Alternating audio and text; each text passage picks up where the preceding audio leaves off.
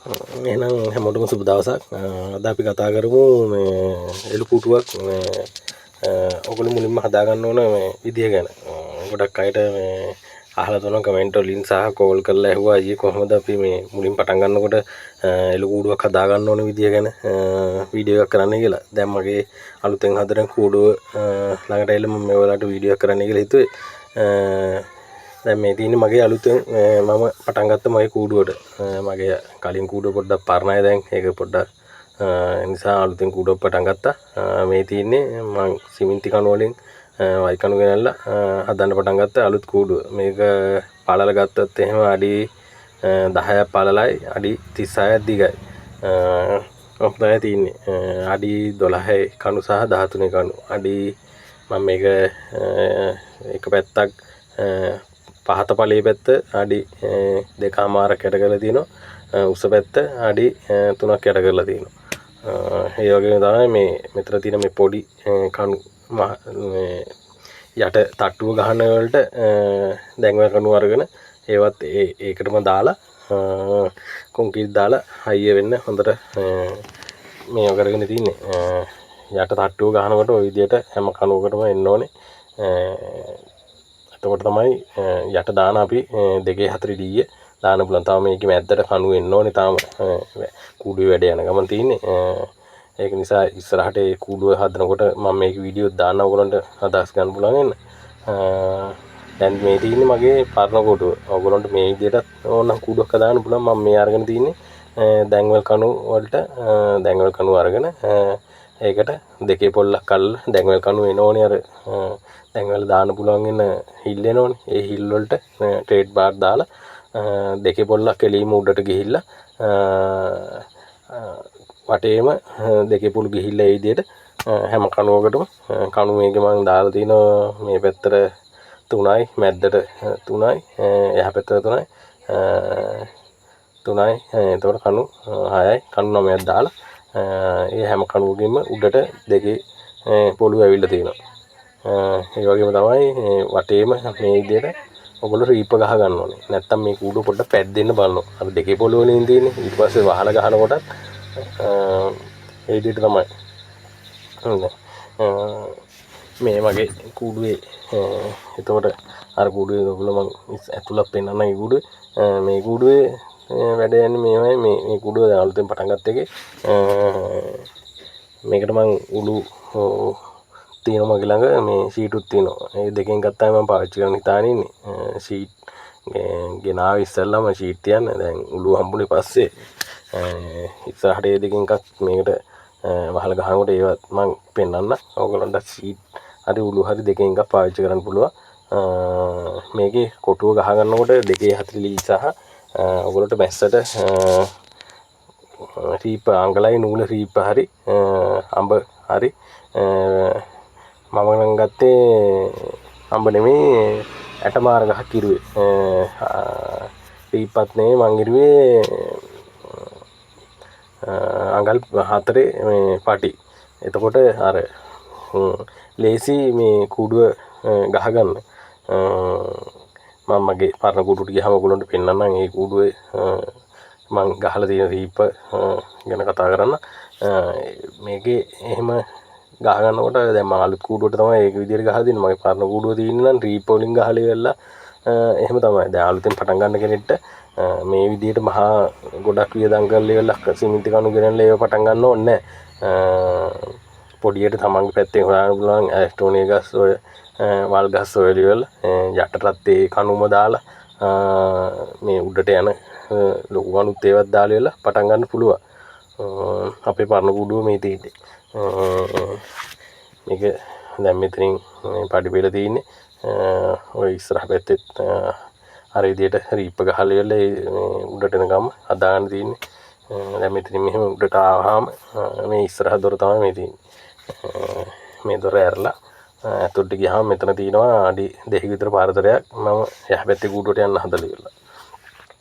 මෙතනින් ඇතුළට ආවම මේකෙත් මම කූඩු ඇතුලේ වෙන් කරලා ඉන්නේ. මේ ඉන්නේ අපේ ෆාම් එකේ ඉස්සරහට බීඩින් වලට ගන්න ඉන්න සතු දෙන්න. එක ළඟම හස්සු දෙන්න ඉන්නේ. එහා පැත්තේ මෙහා පැත්තේ තාම පැටව දෙන්නෙක් ඉන්නේ. මෙතරම් පැටව ටිකක් ඉනවනේ. කූඩුවේ ඇතුළ ගත්තොත් එහෙම මම මේකට මේ පතුලට පාවිච්චි කරලා තින්නේ පතුලට සහ වහලට පාවිච්චි කරලා තින්නේ දෙකේ පොළු සහ රීප්ප යටට පාවිච්චි කරලා තියෙන්නේ. වහල ගහ ගන්නකොට මේ ඔය මම මැද්දට දාලා තින්නේ කෙලීම දිගටම දෙකේ පොළු පේලියක් ගිහිලා තියෙනවා. දෙකේ පොළු 10ක් විතර වගේ දිගටම ගිහිලා තියෙනවා. මේ කුඩු පොඩ්ඩක් පරණයි දැන් මේ ඒකයි මේ තැන් හිල්ලලා තියෙන උඩට ඊට කොලයක් දාලා තින්නේ. ඉතින් නැති වෙන සත්තු අර කුඩු ඉක්මනට වැඩ පටන් ගත්තාම ඔයගොල්ලන්ට ඒ වල වීඩියෝ ගේන්න. මගේ කූඩුවේ මං ඇතුළ මගේ බීඩින් වල ගෑනු සත්තුන්ට වෙනම මෙහෙම ඇතුළේ වෙන් කරලා තින්නේ මේ හැම සතෙට්ටම. මෙතනත් කුඩු 6ක් විතර වගේ තියෙනවා වෙන් කරලා ඒගොල්ලන්ට. එතකොට අපිට ලේසි. එතකොට දැන් මගේ කූඩුවේ නම් මෙහෙම මේ වෙන් කරලා තින්නේ ඔක්කොම වගේ ඒගොල්ලන්ට. එහා පැත්තේ කෑල්ලක තියෙනවා ලොකු කොටු කෑල්ලක් වෙනම තියාගෙන මම ඒක ගැන මම කියන්නම්. එතනට ගියාම ඔයගොල්ලන්ට දැන් මෙතනින් එහා පැත්තට මේ දොර අරගෙන අපිට ගියාම එහා පැත්තේ තියෙන්නේ තනිකරම අඩි 10ක් දිගට 6ක් පල්ලට ලොකු කොටු කෑල්ලක්. ඒකේ කූඩු වෙන් කරලා නැහැ අපි. දැන් ඔයගොල්ලන්ට පේන්නේ මේ වෙන් කරපු කූඩු වෙන් කරපු නැති කෑල්ල තමයි. ඒ විදිහට එක කෑල්ලක් මම තියාගෙන ඉන්නේ. එතකොට අර පැටවු දාපු සත්තු සති දෙකක් විතර වගේ ගියාට පස්සේ මම කරන්නේ මේකට දානවා මේ අම්මලත් එක්ක. එතකොට එකට ඉන්න තැහ ඒගොල්ලෝ පොඩ්ඩක් අර දුවල පැනලා ඉන්න නිසා එක තැනක ඉන්නේ නැහනේ පැටවු. සාමාන්‍යයෙන් ඒගොල්ලන්ට දුවන්න පයින් ඉඩ තියෙන ඕන නිසා මේ කෑල්ල තියාගෙන ඉන්නවා ඒ අම්මලත් එක්ක ඒගොල්ලෝ එකට දාන්න. මේ අලුතෙන් පටන් ගන්න ඉන්න කෙනෙක්ට ලොකු වියදමක් දරන්න නැතුව ඔයගොල්ලෝගේ පැත්තේ වල තියෙන ගස් ඉරන මෝලවල් ලී මෝලවල් තියෙනවනේ. ලී මෝලවල් වලින් රීප් අරගෙන පටන් ගන්න පුළුවන්.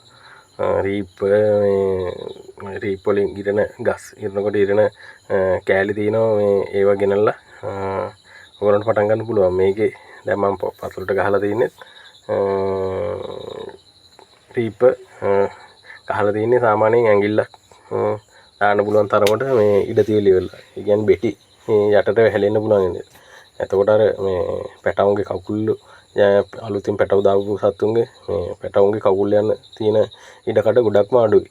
මහ සත්තුන්ට උනත් හරි ලේසි ඉඩ වැඩියෙන් තියලා ගැහුවොත් එහෙම අර මහ සතෙක්ගේ පැටියෙක්ගේ කකුල ගියොත් එහෙම එයාට කකුල හිර වුණොත් එහෙම කකුල කඩලෙන්න ඉඩ තියෙනවා. ඒක නිසා මේ ඇඟිලි පුරුගත් තරමට තේලි වල ගහන්න පුළුවන් නම් ඔයගොල්ලන්ට කූඩුව හොඳයි ගොඩක්ම. මම දැන් කලින් ඒ වලට මම අලුත් කූඩුවට ඉරලා තින්නේ 4 පටි. මේ රීප්ප පටි දෙකක් තරමට එකතු වෙනවා 4 පටිය ගැහුවාම. එතකොට අර පැටව දැම්මහම ඒගොල්ලන්ට ඇවිදින්න ලේසි සහ මේ මහ සත්තුන්ට උනත් ඇවිදින්න ලේසි. අර පැටව දාපු ගමම ඒගොල්ලෝ නැගිටලා එහා මෙහා යන්න බලනෝනේ. එතකොට දැන් ඔහොම රීප්ප තියෙනකොට ඒගොල්ලන්ට ඉක්මනට නැගිටින්න බෑ. අර 4 පටිය යවුවාම හරි ලේසි ඒගොල්ලන්ට ඇවිදින්න. ඕගොල්ලන්ට 4 පටිම ඕනේ කියලා කියන්නේ මම අලුතෙන් පටන් ගන්න කෙනෙක්ට රීප්ප ටිකක් ගෙල්ලා අඩුවට තමන්ගේ ඇතුලේ මෝලගේ රීප්ප සහ ඔය ගස් ඉරුවම කැපෙනෝනේ. අයින් ඒ අයින් වලින් වෙන කැපෙන පටි කෑලි වුණත් ඕගොල්ලන්ට ගෙල්ලා කූඩුවල වටේට ගහන්න පුළුවන්. ඒවත් සාමාන්‍ය ගාණක් වෙනවා. ඒ පොඩි ගාණක් දීලා ඔයගොල්ලන්ට ගන්න පුළුවන්. රීප්ප අඩියක් සාමාන්‍යයෙන් මේ පැත්තට නම් රුපියල් 8යි 10යි 15යි අතර තමයි යන්නේ. දැන් මගේ කූඩුවෙත් මම ඒ කැපෙන කෑලි ගෙනල්ලා ඉවරලා ඔය කූඩු වෙන් කරපු වලට ගහලා තිනවා තැනින් තැනි.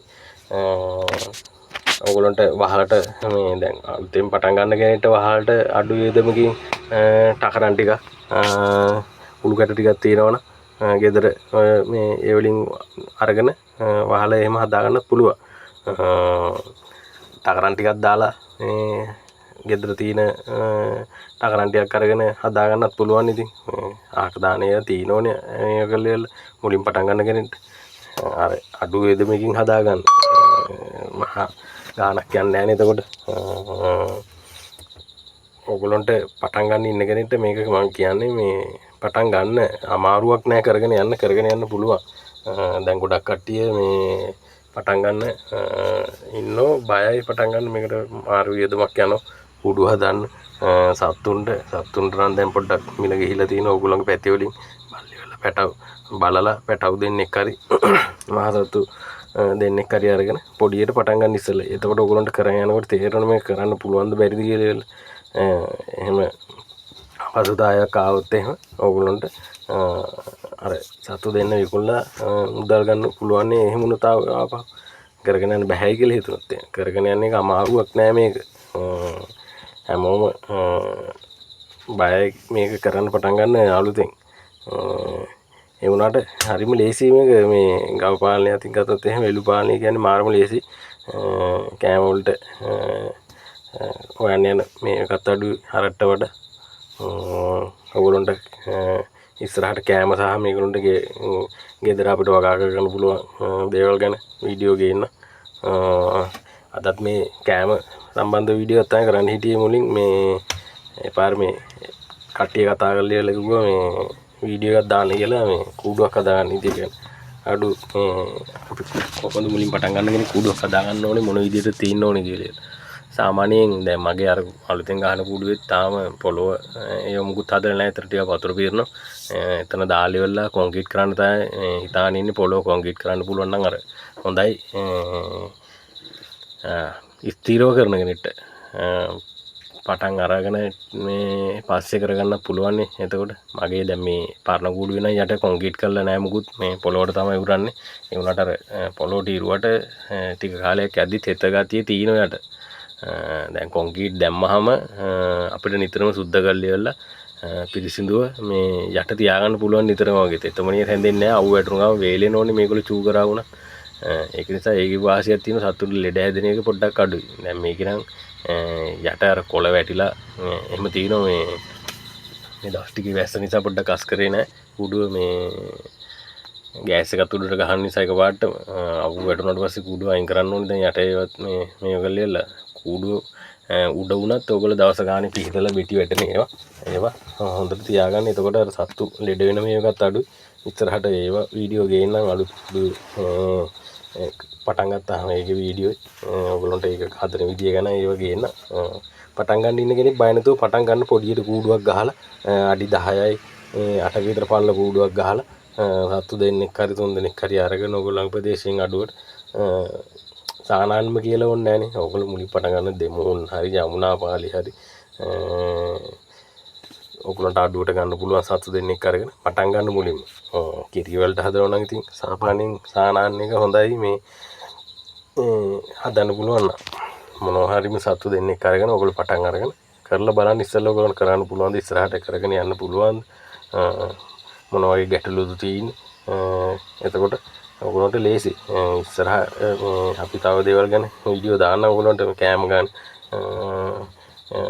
මේගොල්ලන්ට දෙන්න පුළුවන් දේවල් ගැන. ඒ කියන්නේ අපිට අපේ වත්තෙන් හොයාගෙන දෙන්න පුළුවන් දේවල් ගැන වගා කරගන්න පුළුවන් දේවල් ගැන විටමින් පානු බෙහෙත් ඒව ගැන තව මේගොල්ලන්ට විදින්න ඕන බෙහෙත් ගැන ඉස්සරහ වීඩියෝ එකකින් ගේන්න ඉක්මනට තවත්